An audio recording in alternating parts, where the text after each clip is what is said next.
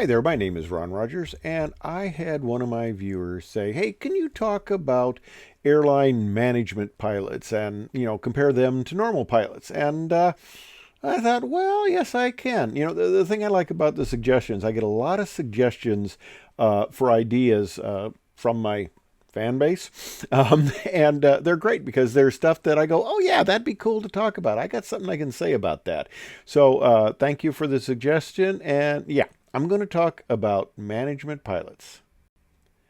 Now, and I hope you like my AI generated pilots there, management pilots there. Now, we had an especially unusual situation at United Airlines. I was hired back in '79, and I worked for a while before I was furloughed for 4.5 years, 1,692 days, but who's counting? And then I came back and we're facing a strike. So it was a very interesting time. And but early on in my career, back in '79 to the '80 time frame before I'd been furloughed, well, I was a 727 second officer, and we headed the training center, management pilot. These guys come out and fly every once in a while to keep their currency and stuff like that. They come out and only fly on sunny days, clear blue sky. They're not out there flying in the weather like the rest of us are. So they can pick their trips. They displace whoever the captain is. They find a nice trip, and usually one that sometimes they don't have the seniority for, but Beltraub, who is head of the training center, decides to come out and he's going to fly. All right. Well, I'm the second officer. The co-pilot there is talking to him. This guy is in management. He's the head of the training center, and he says, "Captain Bill, how did I want to get into management, and what would be a good route to do?" And Captain Bill said, "Well, I don't know what you may want to do to get into management, but I landed at the wrong airport." And that was usually the situation that got people into management. They screwed up. They couldn't handle the daily grind. They couldn't handle the stress, if you would, of flying in bad weather. And so they took the nice cush management jobs, or they screwed up and they were told that why don't you go into a management job? Well, why go into management? Okay, well, there's a pay offset, so they get a little extra pay. They're home every night with their wives and children and things like that, and they can not miss any baseball games and stuff like the rest of us. And it's a pretty cushy life, and there are a lot of extra little perks. But why do you want to go into management? Well, you should go into management to help people. That's the thing, to help the pilots. And at the time, management around the strike time was just kind of a place for losers. And of course, after the strike, they filled it with scabs. But I'll get into that in more detail.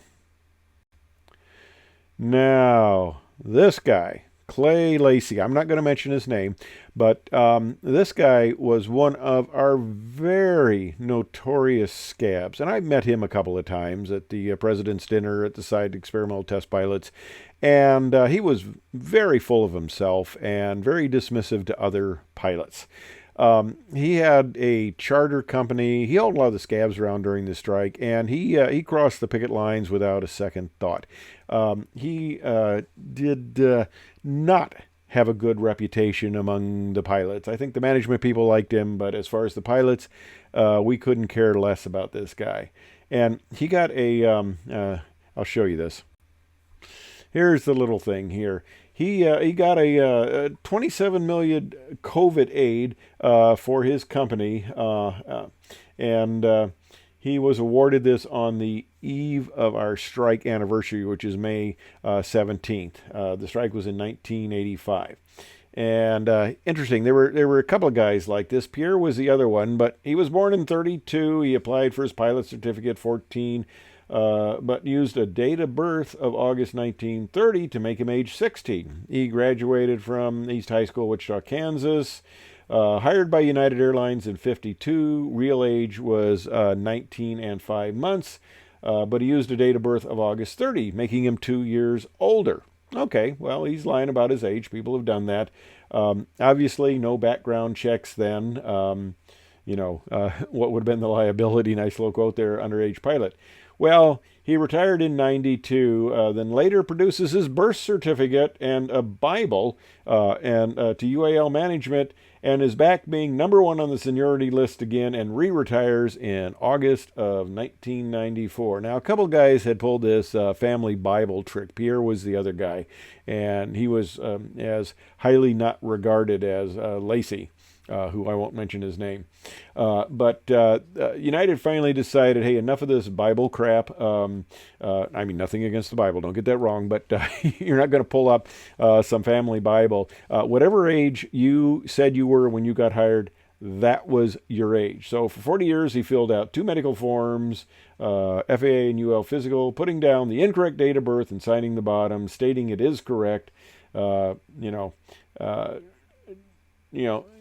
UAL Management looked the other way on this guy. They thought he was just wonderful. And of course, I saw him on TV talking about, how good it felt to be helping the company during this strike and going to work and stuff like that. But okay, that's a scumbag management type captain.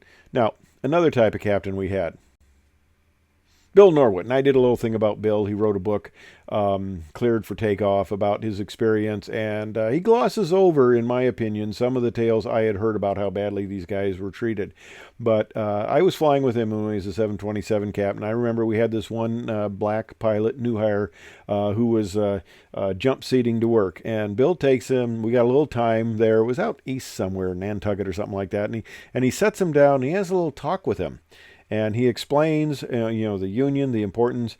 And as far as I know, no black pilots crossed the picket line. Now, you could easily make an argument, that, hey, I've been treated like crap my entire life because of the color of my skin. Why should I, help all these, these white pilots who never were all that concerned about helping me, So, I could have seen a justification in that, but he talked to him, and he absolutely class act. We have a wide range of pilots. We have the class acts, and then we have the scumbags who worked during the strike. Not that I have a personal opinion there, but okay, the company's coming up, and they want to keep flying. They want to break the union. That was Ferris's deal, and basically they were going to take anybody that they thought could fly and try to put them in the cockpit.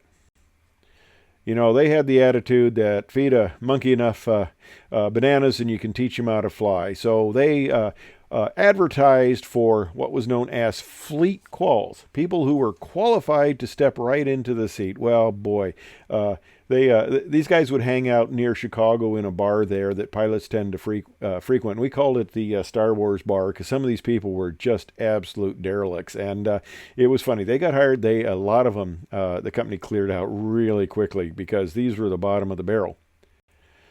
But I was working in strike preparedness at the time and I had a yellow Mustang like that. It was my airport car. It was really in bad shape. And we had the 570. It was 570 pilots that the company hired, and they were going to be strike breakers. Well, the union talked to them. We talked to them and convinced them that this would not be a good deal. But they had a deal that before the strike, these guys needed to go to headquarters, EXO in Chicago, and sign in to officially be on the paper. So I had a bunch of guys in the car, I think about 6 of them. It was overloaded, and I was taking them. We had used buses before to take them there, but the whole strike center was closing down because we were going to a meeting, and I needed to get these guys checked in. So I take them in my car, and I pull up there, and I say, okay, nobody laugh. So I roll down the window, and I say to the gate guard, I said, "Hi, we're pilots. We're here to fly your airplanes. Where do you go? I hear you have big airplanes, and we want to fly them. And where do we go? Where do we go?" And the guy kind of looks at me like, "What kind of an idiot are you?" And it's that way. So you got to have fun. But we had all sorts of letters that the company is talking to us. And Dick Ferris comes into operations and he goes, "Fellas." He always talked to us as fellas. And I'm about 4 feet from him. And I'm a second officer on the 27. He goes, "And you young guys like you. And he's pointing right at me. And he says, you could get to be a 747 captain if you cross the picket line. And he didn't say that. He said, if you come to work on May 17th, the first day, he says, you'll get to be a 747 captain. And, of course, later they put out a videotape. I actually thought the union put it out because it was so bad, because these guys were just scumbags. But he says, well, okay, we need to operate the airline, so we'll use you in your current seat, and you'll get to be a 47 captain later. And they were sending out letters and stuff. Well, if you honor the picket line, your medical will stop. And of course, people, were concerned about that. And in fact, there was one guy in our group. I had a feeling this strike was coming, and so I didn't. I put off buying a house, and I lost that house because by the time I came off the strike, it was sold, and we'd have been in a different part of town and stuff. But so I didn't get that. But this one guy, he bought a new house, he bought a boat, he was putting himself in a financial situation that he could justify coming to work because he needed the money. Well, he came to work, crossed the picket line. And I heard that his dad was a pilot too, and he says his dad was a piece of work just as much as this guy was, and nobody liked him. And he would basically tell the co-pilots, because they wanted to be friends with everybody. The scabs wanted to be friends with everybody, and we're not going to be friends with you. You tried to stab us in the back. You're not a friend, okay? So they didn't like it. So finally got to the point where he says, "Yeah, I'm a scab, and that's too bad if you don't like it." So they kind of had a miserable life. Of course, there's a lot of press about United Airlines out there, and they can't lose the strike, and, whatever happens to these pilots, it's going to be bad for them. And, of course, we got letters that say, hey, you can't picket in uniform. Well, of course, we did, in this lovely brown uniform that we used to have. But going into the strike, it was tense. It wasn't very fun, and a lot of strange things were going on. And, of course, the customer service agents, they got a job to do. They're trying to do their jobs. It's not their strike. And a lot of pilots were just making things difficult, okay? And I'm on the, I'm flying at the time. And the captain comes up to talk to the agent like we typically do, and just, hey, what's going on? Any issues, anything I can help you out with? And the agent looks at him, thinks he's a jump seater or something, and she says to him, sit down, I'll get to you when I got time. Okay, well, we had a letter that said if one of the customer agents gives a pilot an order and he doesn't obey it, he can be fired right then, right on the spot. Okay, so, well, he had this letter that said he could be fired if he didn't follow the orders of the customer service agent, okay? So he, okay, the customer service, I don't blame him for what was going on. They were dealing hard thing, and I have great relationships with them. I did the rest of my career. They're wonderful people, but at the time there was a lot of stress, okay? And she told him to sit down. She would get to him when she had time, because she was dealing with the passengers. Well, so he's sitting there, and finally she's closing everything out. They're down there typing and stuff like that. The gate area is totally clear. It's departure time, and she goes, "Oh, what do you want? Do you want a jump seat?" Says, and he says, "No, I'm the captain of the trip. I want to just talk to you about what was going on." And this guy wasn't a troublemaker, which was the funny thing. And I just wanted to talk to you about what was going on, but you told me to sit down, and I have this letter that says I have to obey, so I did. So he says, "Okay, it's going to take me a while to go through all my checks." So this is how these things can backfire. When they have the attitude of the company says we're going to get a control of this. Well, this is kind of how it backfires. Okay, so he goes down there, he kind of laughs, and he says, "Well, it's going to be a bit." And of course, they took a delay. Then one other time, the captain was in the seat, and it's about 10 minutes before departure time, and and this is a pet peeve of mine to this day. The agent is supposed to check with the cockpit before they shut the door Do you have everything? Is everything all right? Are there any issues? Because we could have a maintenance issue. We could be waiting for some paperwork, stuff like that. This is before they could send everything over the printer. But there could be a reason not to shut the door. And some of the agents with the hostility, they just came, they slammed the door and they pulled it. Well, the captain had told me, don't let him shut the door, because he expected the agent to come in. Don't let him shut the door because I got to do something real quick. I forget what it was. He had to go out in the gate area, probably make a phone call. We didn't have cell phones back then, and all of a sudden the door is slammed, the jetway's pulling back, and I look up there. And I see the captain coming down the jetway, and the agent turns around, sticks out her hand like that, says something to him, and he stops. And, okay, well, he just stops right there. The jetway is continuing to go back, and the mechanic comes on and says, oh, we're ready for push, release the brakes. And I go, well, we got a little problem here. And he goes, what? He says, well, I said, I don't know what's going on, but the captain's on the jetway, and we're pushing back. And you want to push back, and the jetway is still going back. I said, I really don't know what's going on here. And he says, oh, okay. So he takes his headset off, and he goes over to the agent that's backing up the jetway, and he hand signals, yelling at her. She's leaning over because the APU is going, and it's making a lot of noise.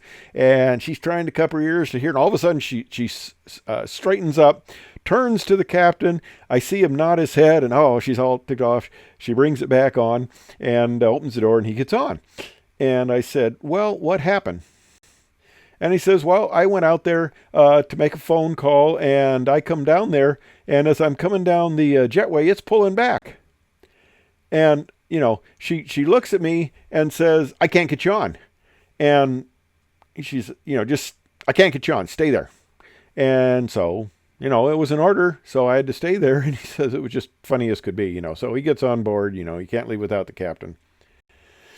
And I know I'm digressing on strike things here when it's talking about management pilots, but, this is all kind of the attitude, because the management pilots were getting a very bad reputation because the guys that stayed on became scabs and stuff like that, and they were a lot of people who went into management not for the good reasons. Later on, that got turned around. But at one point, a captain was... and I wish I still had this letter. It probably is buried in my file somewhere. But a captain was seen walking down the terminal with an ice cream cone. So we had one of the very higher up people. I think my fellow United pilots will remember him as One Finger Joe, because he didn't wave at the strikers as he went through the picket line with his full hand, which sometimes people don't wave with the full hand. So he got the nickname of One Finger Joe. And he wrote a letter that says it was improper and not professional for pilots to be eating ice cream cones in public view. So guess what? You can imagine where this is going. Pilots who didn't even like ice cream were walking in the terminal with ice cream cones. Well, the nun said to me, don't you ever cross a picket line. Well, no, they actually didn't. Don't think they had any idea about that. But if they knew, they would tell me not to cross the picket line. And here is good old Dick Ferris. He was sure that he was going to beat the Union. And here's the guys walking the picket line now. The strike has started. And, this was so long ago, we're in black and white, just like World War II. And, oh my gosh, the Friendly Times comes out, and United operates with a reduced schedule. Look at all these people down there, just happy as can be to be working. And, as happy as they were, I don't know why they all looked like Groucho Marx. Even the flight attendants looked like Groucho Marx, because people were taking pictures of them, so we'd know who these wonderful individuals were, and they were going on what's known as a scab list, and I still have mine back here. But the old adage, and we had a bunch of great people, what if they called a strike and we came? Again, walking the picket line, but, one thing I want to mention, Okay, this is page 5 of all the terrible things that are going to happen to you. Now, we had 6,300 pilots. I was second to the last class that was hired, and I was the bottom of my class because they went by age, and I was the youngest one at 29. And they basically told us that, it could be years, if ever, before a striking pilot got back. And then, when the strike ends, those who participated in the work stoppage will be able to return only to fill vacancies for which they are immediately qualified. This is assuming that the company won the strike, and it's not seniority and all that stuff. So yeah, Lloyd Berry, one of the flight managers. Well, like I said, I was 10 from the bottom of the seniority list, and I saw that, and I figured, okay, my nice short career, which I spent roughly 1 year flying, well, 17 days left of probation. I went in before the strike. We had this one lady in the office, and I said to her, I said, I never got notification that I was off probation because, if we're going to go on strike, I want to know if I'm on probation, because I got a little more protection if I'm off probation. She looks at me and she goes, in her nice, courteous way, she goes, "Who are you?" And I told her my name, and she went back and checked it, and she comes out with this 1 year pin to give me my congratulatory 1 year pin. Well, it's kind of interesting. I went on furlough with 17 days left of probation, so they gave me a 1 year pin. And I've got like 3 of these 1 year pins. I forget how I got them, but she says, don't come back and asking for another pin next week because I have no place to check this off. I have no, ledger that, but you are off probation. I said, well, I won't be back next week because we'll be on strike. Oh, was that like throwing gasoline on the fire? She didn't like that at all. But I got my old job at Boeing, back at Boeing. I was going to work on antennas and stuff. So, hey, what the heck? I figured my short airline career was over, and I enjoyed being a microwave engineer, not the type that you heat your coffee in, but this type, that way, type of microwave engineer. So, I figured, well, my aviation career is over.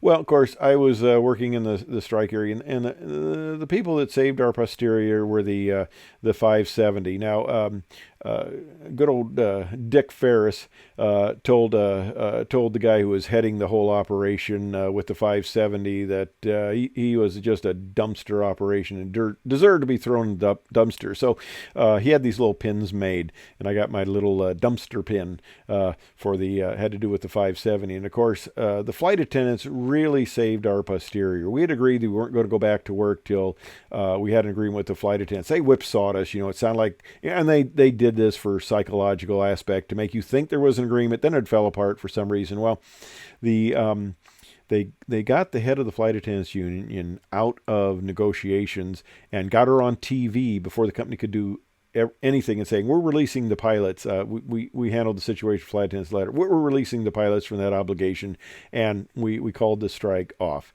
And we settled. We got, you don't win everything in the strike, but basically it was a B scale. There are a lot of issues, but we basically came off with what I think all of us considered was a win. It wasn't so good for the people across the picket line. All right, this is back when, if you had a computer terminal, it was one of the company ones. You couldn't do this from home. You actually picked up this paper book, and it had the schedule, and you'd call them up, and you would reserve, your seat on the airplane. Well, okay, we're coming back to work. We get a little debriefing, from the management people. We go back to work, and it's kind of interesting. I get picked up from a layover in New York, and we had the typical New York van driver, and he looks at us and he goes, "Are you real pilots?" And I go, "Well, what do you mean real pilots?" He says, "You're not scabs, are you?" And I go, No, we're real pilots," and the whole crew was real pilots. And he says, "Oh, those guys."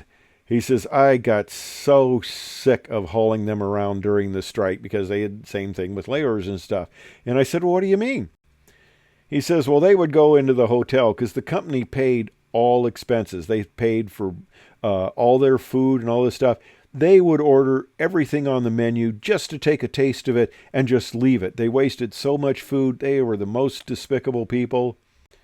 And this is a stock photo. These aren't scabs. Don't get the wrong idea. Of course, it's not a very good photo when it shows pilots drinking, but one thing that we had this 24-hour rule, bottle to throttle at United. FAA, FARs are 8 hours. I hadn't even put in the .4 at the time, or .04. .4 would kill you.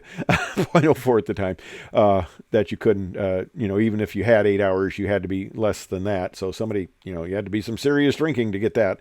But anyway, what happened was some of the scabs got caught violating the 24-hour rule. So, well, what are you going to do? Are you going to fire these guys? No, the company changed the rule retroactively to 12 hours. I heard one time it actually went down to 8, but I think they moved it back to 12. Well, of course, the strike's over. All the scabs had keys to the office because they needed to go in there and hide out. That's where they went and hide out. In fact, we had a flight manager who come in one day, and he didn't have a key to the office, and it was locked. It was about opening time of the office, and he says, "Man, I don't have a key." And one of the captains says, "Why don't you ask him over there?" He was the scab. He says, "He's got a key to the office," because they all did. But Dick Ferris, These guys had helped him out. Oh, let me give you. You can't see Dick very well here. Let me give you a closer up here. Yeah, this is a little closer. He said, "Fellas," always called us fellas. He says, "I'll protect you." Well, okay. When you've got the number of loyal scabites, and they're vastly outnumbered by the people who didn't strike. Who didn't scab across the picket line, you can try to protect them all you want, but it's not going to be too easy. Well, what he did typically was one of two things. They either went into flight management, so we had scabs as flight managers, and that's why I said in the start that we had an unusual situation, because with the strike, they put all the scumbags in management positions to protect them. They also filled the training center with these people. And the interesting thing, they didn't know our flight operations manual. They didn't know our procedures. And I was going through training as a 737 co-pilot. And I would ask them questions that related to flight operations, and they didn't know. And I would make a mistake. Like one time I'm doing an MDA and I go 50 feet below and I come right back up, and he says, you went 50 feet below the MDA. That's not allowed. And I go, no, FOM page 108.3, it says that you can momentally deviate from the MDA up to 50 feet to ascertain weather conditions and then immediately recover. And my stick buddy looks at me and goes, "What? That's not in the FOM." He didn't, say it. But I figured the next day they'd come in, we'd all have a good laugh, because they'd look it up. They didn't look it up.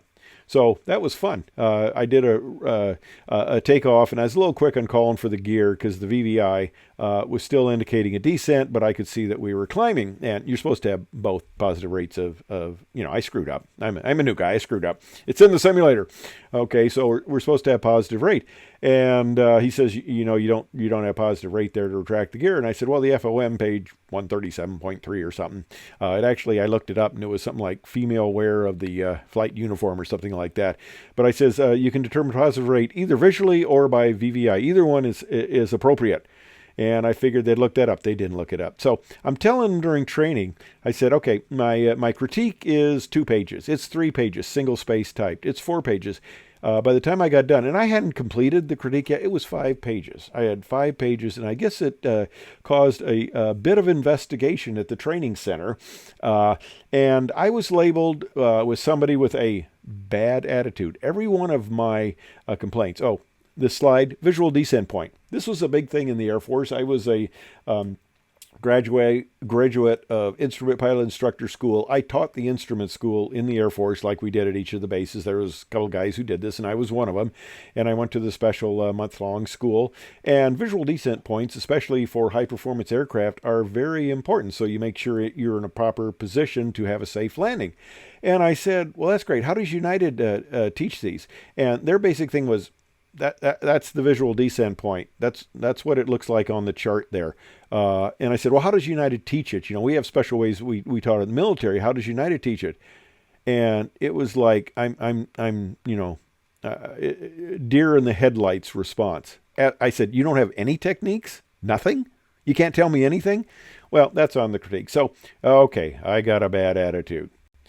Well, I'm getting a check ride from one of the management pilots who, let's see, how do I put this lightly? He was basically a drunk.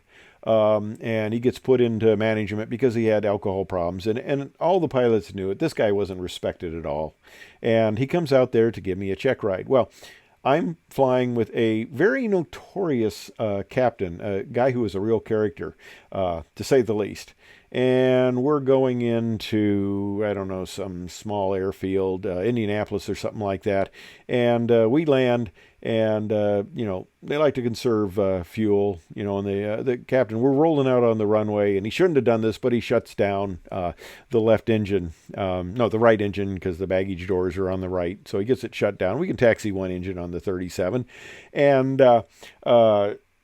since he does that, that kind of keys me when he does that. I start my after landing flow, and I bring the flaps up.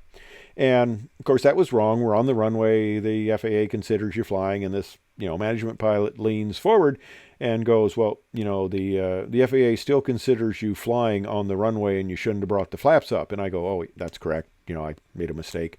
And the captain turns around and says, well, hell, I shut down an engine. What should I do? The in-flight engine shutdown checklist? And of course, the guy was kind of like, but we get done with the check ride, and he says, well, I says, other than that little thing, you did fine. He says, you were nice to the crew, the captain, you were nice to the flight attendants, you were nice to the people. He says, you seem to have a great attitude. And I go, well, why don't you think I have a good attitude? Now, usually check rides are given to the captain, and there's enough captain check rides that the rest of the crew, kind of gets their quota. But usually it's the captain who gets check ride. Well, this time I was getting the check ride. Okay.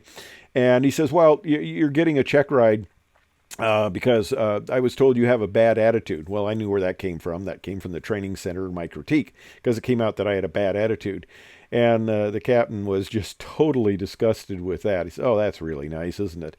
And then a friend of mine who was a 727 flight engineer, he is getting a check ride. Now, the guy who gives a check ride to a flight engineer has no authority over the pilots, because he's just a flight engineer.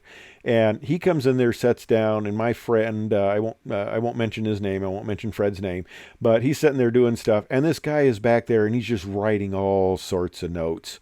And the captain's kind of looking at this. The flight attendant comes in. Of course, this line check airman is a scab.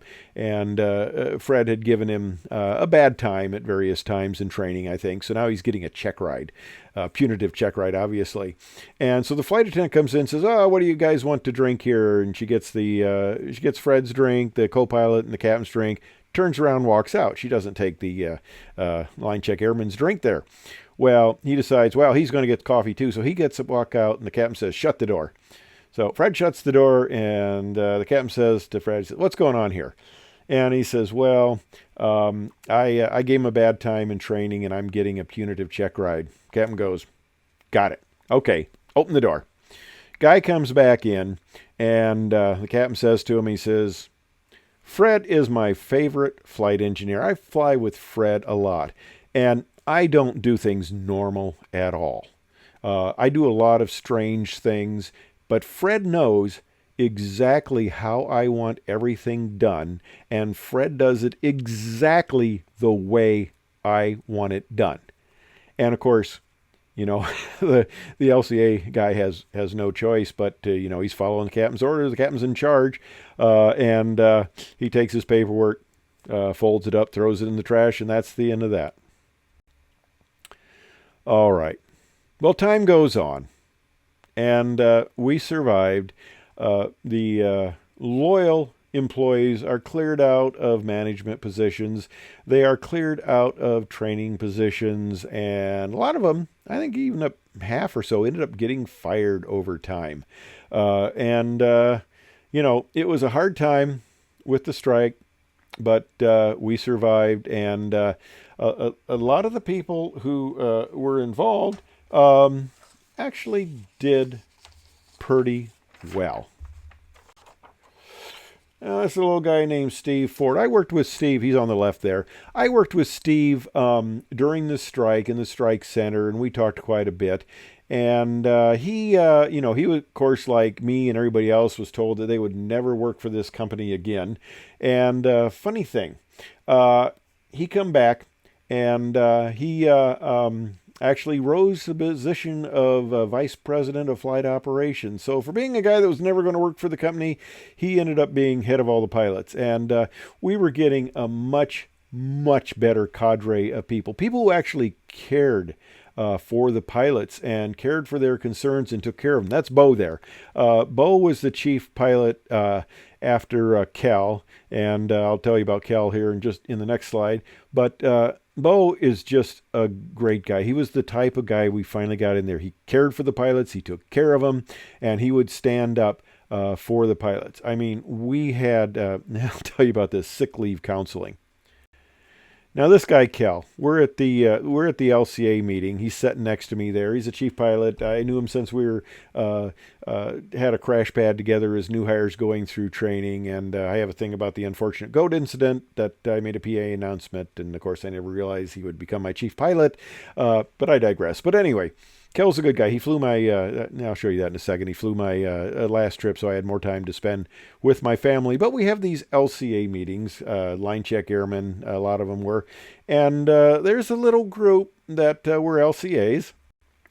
And I'm not going to mention the name of Captain Jordash and Fabio and things like that, but these guys were sitting at the table. Everybody's else having fun, and it was funny as could be. These guys are sitting at the table and they're just glum because they were the people who called me on sick leave counseling. I think they would allow you 1.8 trips to be sick on.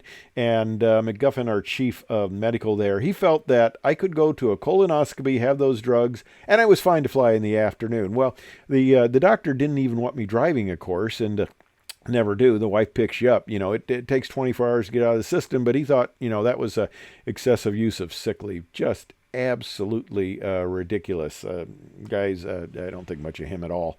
But these guys would call and they would counsel us on sick leave. But pilots can be a fun group. And we had a couple of guys who would call in sick on their days off, and then they would call off sick before their next trip. And of course, they had excessive sick leave usage, quote unquote, because it showed as sick leave, although they didn't use sick leave because they weren't supposed to fly. And this one guy got called in the office for excessive use, and he goes, "Well, how many trips did I miss?" And he goes, "Well, you were sick 8 times here in the last couple of months." And he goes, "Yeah, how many trips did I miss?" "Oh, you didn't miss any." And he says, "So what's the big issue? This is just harassment." He gets up, walks out of the office. So I went over and I chatted with these guys a little bit because it was just fun to realize that they were persona non grata and they weren't buddies with anybody.